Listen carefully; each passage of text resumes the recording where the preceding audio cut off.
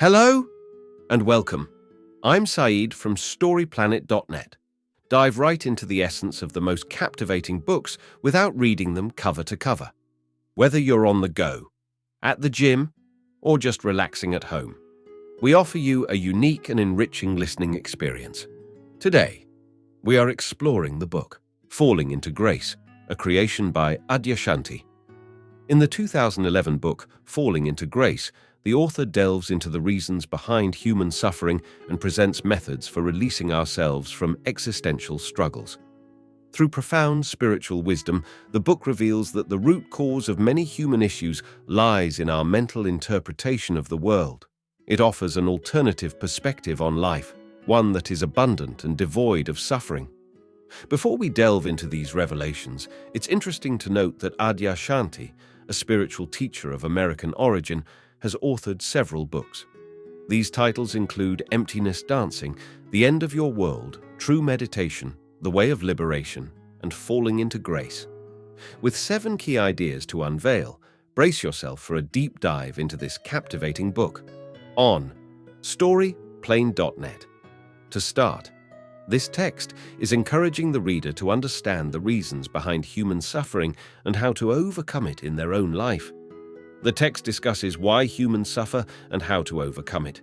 It highlights the idea that suffering often comes from within and explores how beliefs can hinder inner peace. It also discusses how human behavior, the nature of memory and thought, and resistance to difficult emotions can contribute to suffering. Key idea number 1. Suffering comes from our conceptual self-image.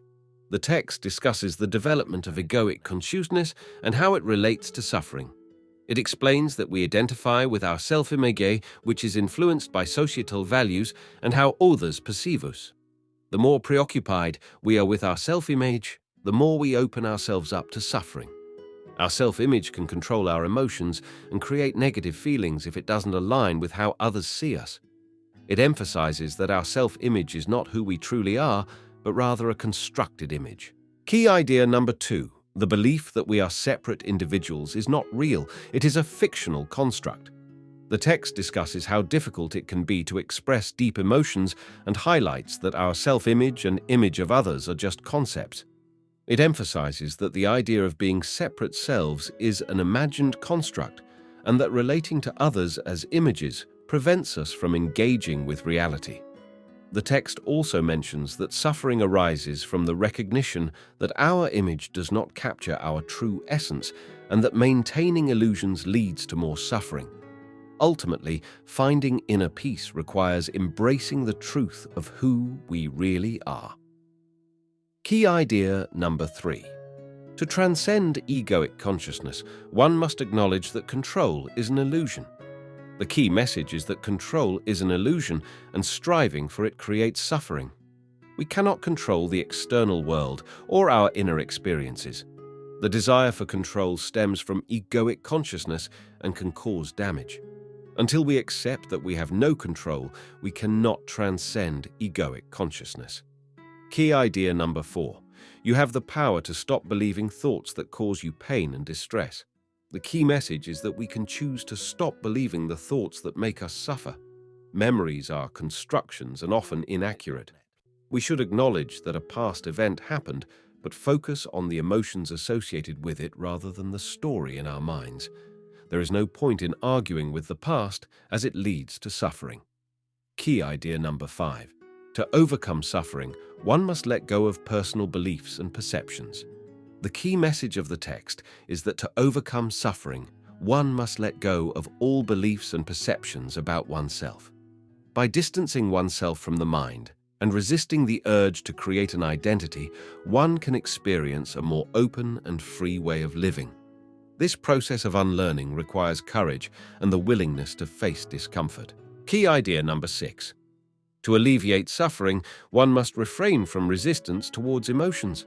The author experienced deep grief after the death of his dog. During a eulogy, he found peace within his sorrow. The key message is that easing suffering requires accepting and embracing emotions rather than fighting them. Most of us label certain feelings as bad and try to push them away, but this only leads to more suffering.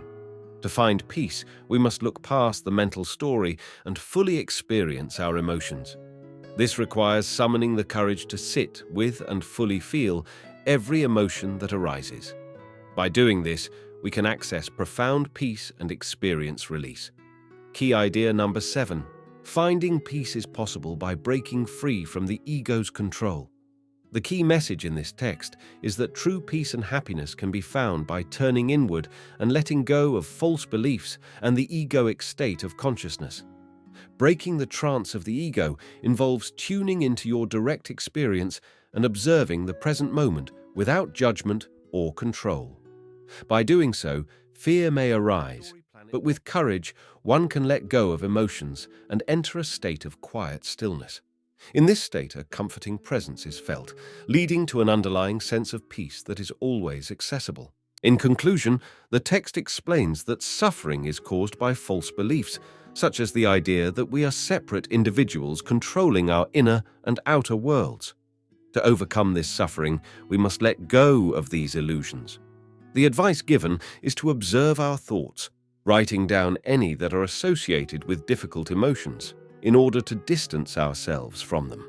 Thank you for listening to this summary. If you enjoyed this exploration, we invite you to discover other fascinating books on StoryPlanet.net. Don't wait any longer. A multitude of books, stories, and knowledge await you there.